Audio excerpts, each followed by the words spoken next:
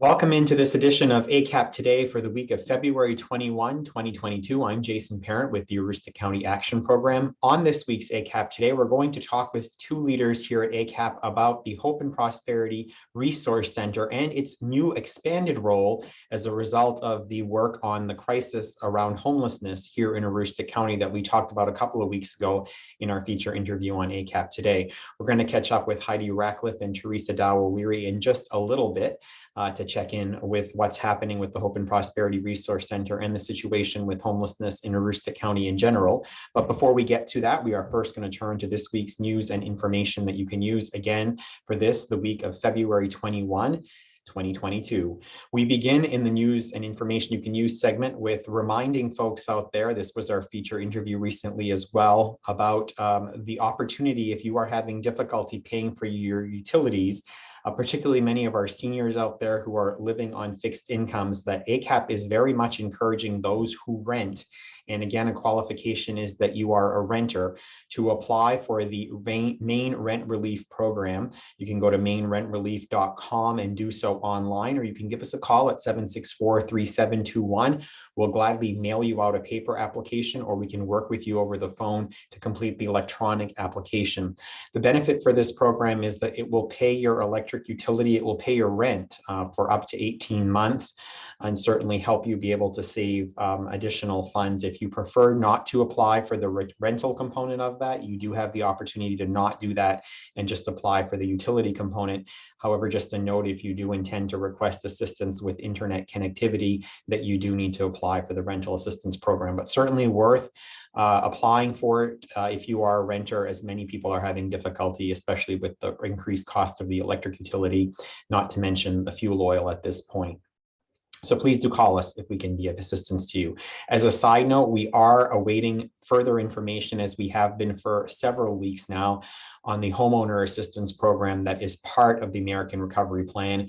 We do hope to know more about that in the coming weeks, and as soon as we have more information on that, there's a lot of lack of clarity around that right now, just to be completely frank with you, and we will bring that information to you as it becomes available to us. If you are a resident of Aroostook County and you have a household income of less than $58,000, you may qualify for the free tax preparation assistance program. We encourage you to call 211 or visit cashmain.org. We have IRS trained volunteers through our partnership with United Way of Aroostook and New Ventures Maine, and under the sponsorship of the County Federal Credit Union and Cash Coalition of Aroostook County, that are currently doing tax prep appointments in Aroostook County, in Presque Isle, Fort Kent, and Holton. I believe the appointments for the distance sites are all booked, but there's also an option to have your taxes filed remotely, and our ACAP centers are standing by to scan your documents for you. But again, visit cashmain.org or dial 211 to connect with an appointment and find out when an available appointment time is for you to be processed or have your taxes processed. We also want to ask you now, our residents of Aroostook County, to help ACAP out. This is an instance where we need your help. The Machias Savings Bank 2022 Yes Grant is out. And the opportunity is for a charitable organization here in Aroostook County to receive some funding as a result of votes made by you, members of the public. This is designated to organizations that regularly do not take no as an answer to helping others succeed, and ACAP certainly qualifies under that category. ACAP has been classified along with 17 other organizations in the Northern and Down East region for voting. The voting is now open. You can go to the ACAP Facebook page to be directed to the Machias Savings Bank vote link.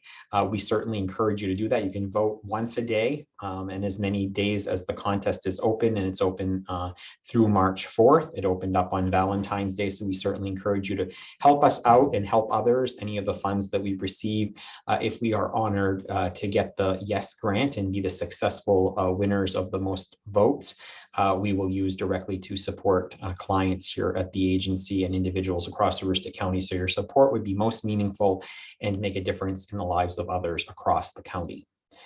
The bad art party that we told you about that was originally scheduled for the 4th of February at the Presque Isle Housing Authority Community Center that was canceled because of inclement weather has been rescheduled to Friday, February 24th. That event will be happening between 1 and 4 p.m. Art supplies will be provided, as will snacks, drink, hot cocoa, and coffee will be available as well. It's open to students in grades 5 through 12. It's this Friday, and it's the week of the school break. So we encourage you to consider registering, or you don't have to register, actually just drop your children off at the event. It's hosted by the ACAP Impact team, and it is just what it says it is. It's about making really bad art. So you don't have to have any artistic ability to participate in this event at all. And we are encouraging you to be as bad and as bold with your art as you'd like to be. Again, it's this Friday, February 24th, between 1 and 4 at the Presque Isle Housing Authority Community Room, the Birch Street Community Center at Presque Isle Housing. Free at-home COVID tests continue to be available. Again, this is an order for every U.S. household is eligible to receive up to 4 free at-home COVID tests. If you haven't already requested yours, we encourage you to go to covidtests.gov and request them for your address. Now, in addition to that, select Maine households, including those in recently expanded communities. So the communities are Caribou, Holton, Grand Isle, Limestone, Monticello, Presque Isle, and Smyrna. Those communities have been added to a list through a special grant that the state has been included in to receive up to 5 additional test kits into your home. So if you want to receive those, if you are in need of additional tests, you can go to accesscovidtest.org and request those. Again, that you will be eligible if you live in Caribou, Holton, Grand Isle, Limestone, Monticello, Presque Isle, or Smyrna. Those are the communities eligible for the second round of up to 5 tests. Speaking of COVID-19, we continue our conversation around vaccination here in the state of Maine. We encourage people who have not been vaccinated to please get vaccinated, including boosted. You can go to maine.gov/COVID-19/vaccines. If you are unable to register for an appointment online for whatever reason and just want more information, you can give us a call here at ACAP at 764-3721, and we'll help you access those resources.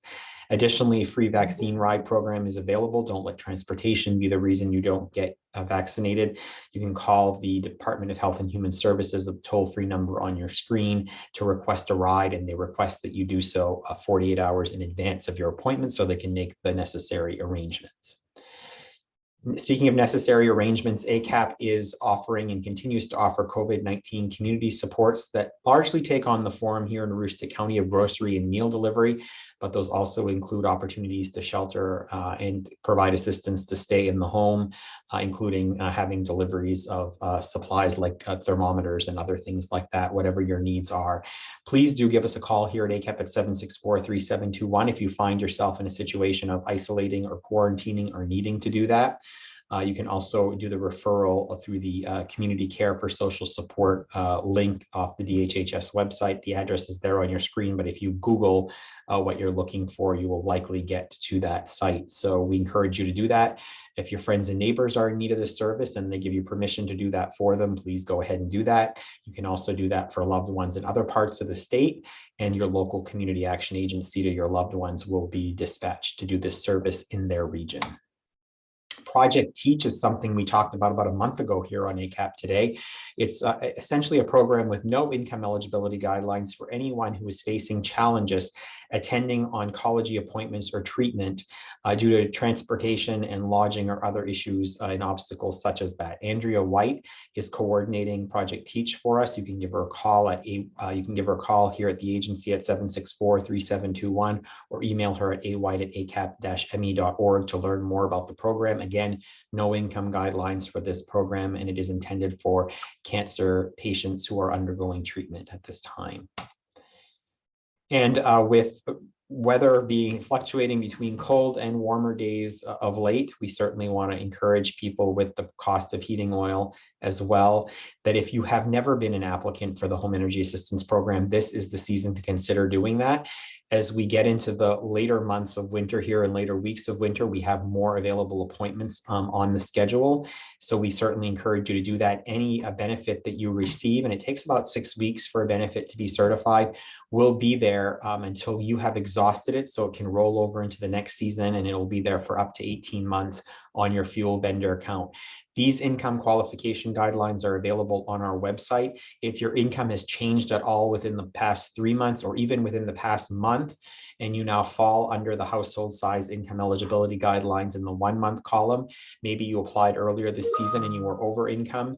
In this particular case, you can apply and reapply in this same season and maybe made eligible in this program year. So please do reach out even if you have applied earlier this year and there have been shifts in your income.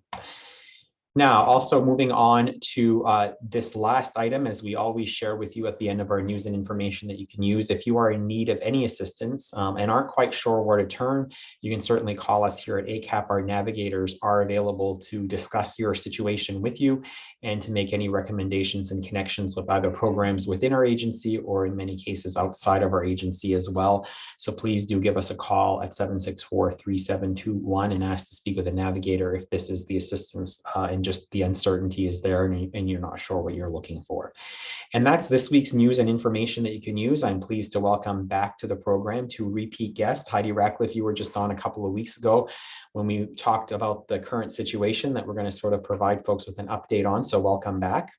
Thank you. And Theresa Dow-O'Leary at this moment is actually in one of the offices in the Hope and Prosperity Resource Center. And Theresa, I know that you have been very engaged in the effort to respond to the homelessness crisis here in Aroostook County in your position and your role, but also your family has as well. Yes, we had a great time this weekend, kind of taking over downstairs and doing some rearranging and providing some special gifts for some special individuals. All right, so we'll certainly talk about how folks can connect and do the same, Theresa, in just a little bit, how folks can be a part of the solution to the current crisis we're facing with homelessness. But Heidi Rackliffe, why don't we touch base with you and sort of provide an update to folks in Aroostook County on where things stand. We're a couple of weeks into a new arrangement where we're being able to hopefully house more individuals here in Aroostook County experiencing homelessness. How goes things? Yeah, so we've definitely been able to place more people. We're seeing a lot, our numbers have doubled here in the center. So whereas we typically, I think we had about 17 residents here with us yesterday, 15 to 17 residents, which is more, it's a bigger trajectory than we have been. Typically we get anywhere between 8 to 10. So just adapting to the new increase in individuals coming here to access our services, and then of course increasing that time frame. So we're now open from 8 to 5, so they're here with us all day long.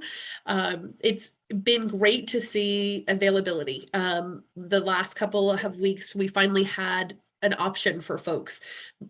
We weren't, multiple organizations kind of saying, what do we do in this scenario? We don't have any more placement options. And now we have options. So that's always wonderful to have, because you never want to be the person to say, I have no options for you when somebody is looking for a bed. Theresa, you had been working very closely with the proprietors of hotels across Aroostook County as the situation was reaching a crisis status. What were you finding out there in terms of the need and the ability to fill that need that sort of led to this being declared a crisis? We've actually run into probably 4 or 5 occasions where local hotels have been just full with other reservations. We anticipated that being the case due to snowmobiling and winter sports and recreation. People tend to gravitate to Aroostook County. So unfortunately, having to turn away individuals and potentially families due to not having availability to place them. We have roughly 5 hotels that we're working with across Aroostook County. So those numbers can really kind of make an impact on availability and stock when it comes to looking at potentially putting somebody in a hotel room when you may have others that have made reservations to be able to come up and enjoy our beautiful winter weather. I think one of the things I'd underscore from what you just said is that this is truly an Aroostook County-wide problem. We have individuals in hotels in the northern part and in the southern part of Aroostook County. So I think oftentimes folks think of the area that deals with individuals experiencing homelessness being only central Aroostook County, because this is where the local emergency homeless shelter is. But that's not the case, is it? No, it's definitely not. We definitely see a need from, the Fort Kent, Allagash area, Madawaska, all the way down to southern Aroostook, Holton, Benedicta, those types of areas. So it's really hard when, the need is so great. And we are so grateful for the partnerships that we've been able to build with local hotels and motels. We just wish that it could potentially be a larger group. Now, Theresa, I think one of the things that's important to note, and you and I were at a forum that was hosted by the city of Presque Isle a few weeks back around housing, and a question was asked, and I deferred to you, and I was, it was a really interesting response, because oftentimes people think of individuals experiencing homelessness as individuals who all don't have employment, don't have some of the necessary critical resources in connection with the resources, but we do have a population of individuals experiencing homelessness, living in the hotel, living in the homeless shelter right now, who it's a matter of not being able to simply find housing to be able to connect them with that vitally important resource. Talk to that a little bit, because I think that there's a misconception out there that individuals experiencing homelessness are all unemployed. They're all just, completely without that level of support, and that's not the case. No, it's not. We have individuals that, are working with local merchants and retailers here in Aroostook County that simply cannot find units available. And if there are units available, affordable units. So that's definitely a need and something that we're seeing. We have, and that again goes across the board from the Fort Kent area down to Holton. I can think of a family in particular that we have placed just outside of Holton. She has children that attend the Holton school and works in Holton. And we've placed her, kind of a 15-20 minute drive away from the area, but she's just not able to find an affordable unit that can, is large enough to support her family, but then within their income range to be able to ensure that they have safe and stable housing. Heidi Rackliffe, talk about the role, because you oversee the emergency rental assistance program among many other programs here at ACAP, but talk about the role, I think Theresa just alluded to that, about the role of the emergency rental assistance program in helping to really deal with this crisis at this point. Yeah, so the emergency rental program that we have, which is utilized or the grant is overseen by Maine Housing from the Department of Treasury, provides renters and individuals to have that financial assistance to have either their past rent paid and then rent going forward along with all utility bills. The really neat thing about this this project that we have is that it can help with individuals experiencing homelessness. So we can actually help with the payment towards a security deposit. We can help pay rent 3 months future for individuals, which is a really good help for folks experiencing homelessness, because it's that seed money that oftentimes we or folks don't have. So now that we have that barrier reach through that programming, we just need to find those units and someone willing and interested in working with that program to get that need met. So I think at this point right now, I know we've tipped over about $5 million that we've used in funding towards that program, serving about 1,500 different individuals and families. Tons and tons of money going back into Aroostook County, putting money back into the hands of landlords, back into the community, so that folks can get out of the COVID hurdle that they were in or put in because they were laid off of work or unemployed for a time period or had to quarantine and had to stay home. So it's that financial boost to help them in a different way. Now, Heidi, a key part of the effort in terms of having additional capacity to meet the need of the individuals, the growing number of individuals experiencing homelessness for various reasons, including what you and Theresa just talked about, there's just no availability of affordable housing in the region. Talk about, and we did, I will just note that we invited Lisa McLaughlin from Homeless Services of Aroostook to participate in this program. Unfortunately, we didn't hear back from her, but I certainly don't want to diminish the role that they have played in terms of increasing the capacity. So if you could speak to that for a bit, Heidi, in terms of why we're at where we're at right now and how the situation and the partnership has sort of rolled out. Yeah, absolutely. So the center, the Homeless Services of Aroostook has always been a facility designed to serve families and individuals. A couple of years ago, they restructured their facility so that they were serving both of those populations simultaneously. With the recent numbers that we've been seeing, it fortunately, I guess was what I will say, it hasn't been the families that are experiencing homelessness, which is a great thing. We never want to have anyone experience it, let alone children to have to go through that type of situation. With that being said, there was a lot of availability for folks to utilize. So with planning and encouragement, and we've been able to have HSA restructure their facility to be able to serve more. And so now we're housing those families with ERA dollars in those hotels who might have children, and that's giving them the availability to intake a lot more individuals, which is where we're seeing the increased needs for folks experiencing homelessness. So whereas prior to, they might have been able to accept 14 in low barrier, now that number can potentially double to be able to meet capacity, because that's where the need is. That's where the community is asking for help. So again, at this point, because of their restructuring and their flexibility to be able to do that, moved shift schedules, all of those pieces, it kind of made it available for them to be able to fulfill that need. It was a partnership with us opening the center during the day to give them time to plan and prepare for the nighttime. And it was multiple people coming together to ensure that that need was met. So again, it was credit to HSA for doing the change relatively fast and making it so that we have an option to give folks who call us saying, I have nowhere to go, which previously we didn't always have that answer or option.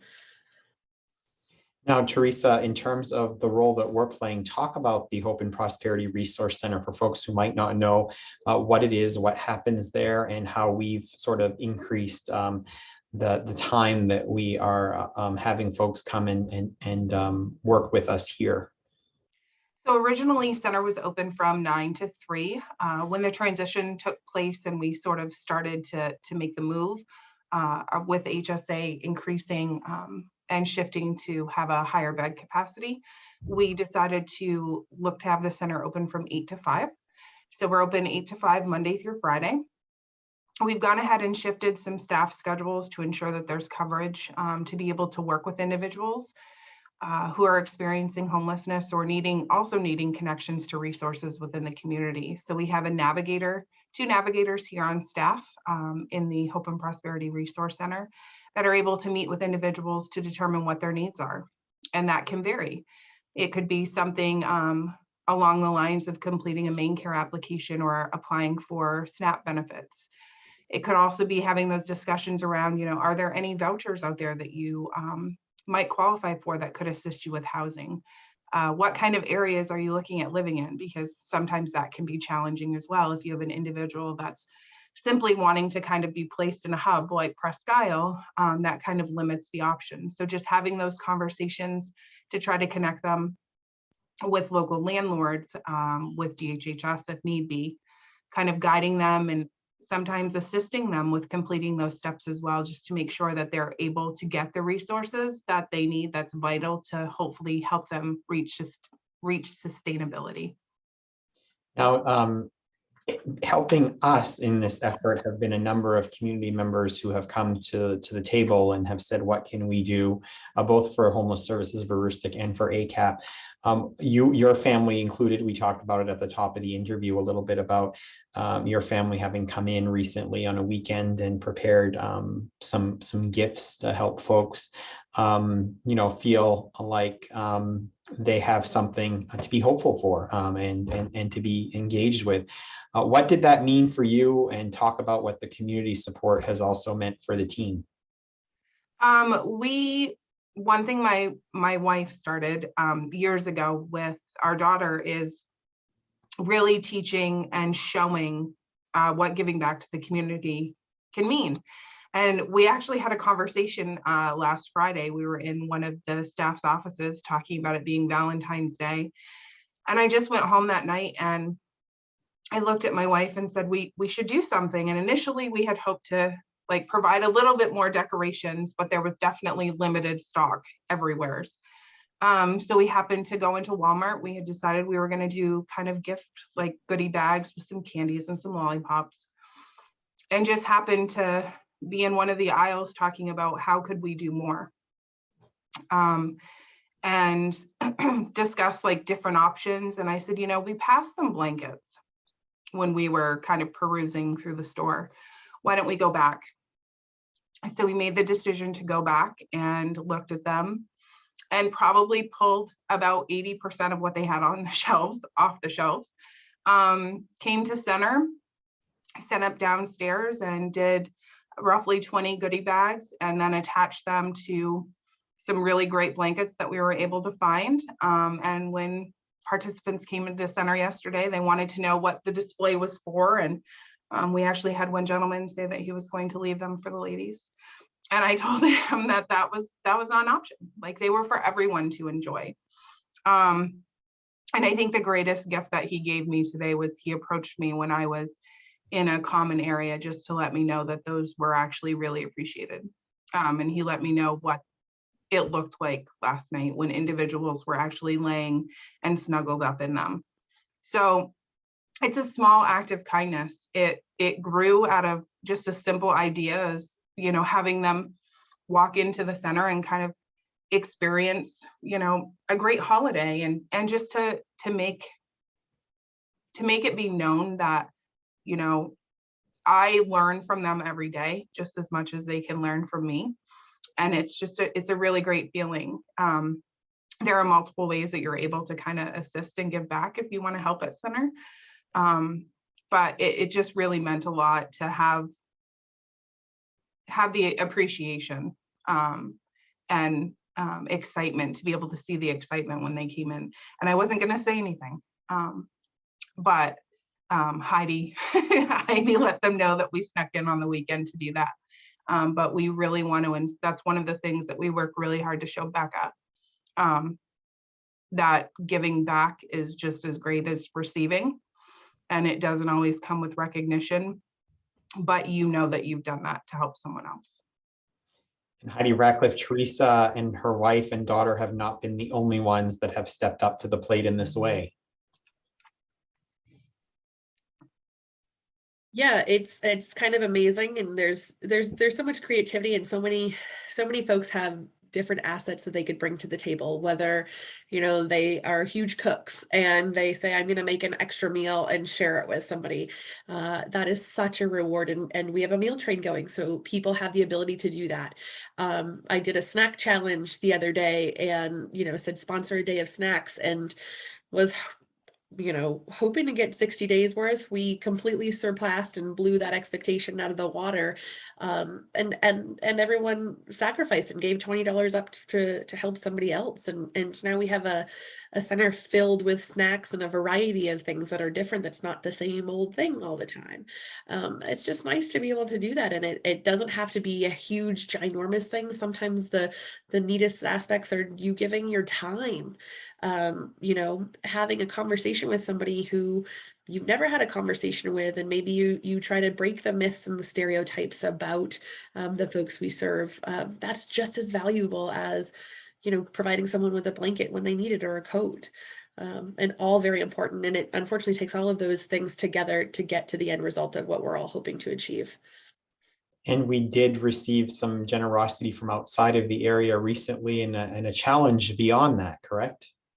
We did. So we had a generous author contact us and you know, hear about what we were doing during the day for services for folks, and wanted to contribute, and, you know, gifted us $25,000 to help with the needs of the folks that we are working with every single day, and put a challenge out to the community to say, you know, what is it that you can contribute? And they're willing to match it, which is amazing. And it's examples like that every day that remind us of what we're doing, and that it's so many more people are involved and have a hand in it than just the people that get to work with it every day.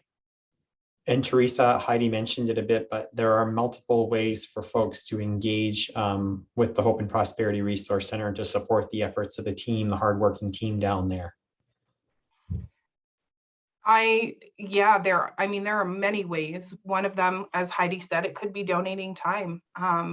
community partners, different organizations, maybe wanting to reach out, make those connections with staff by meeting them here, or, discussing important services that they might be able to offer that might help to meet a need of one of our clients.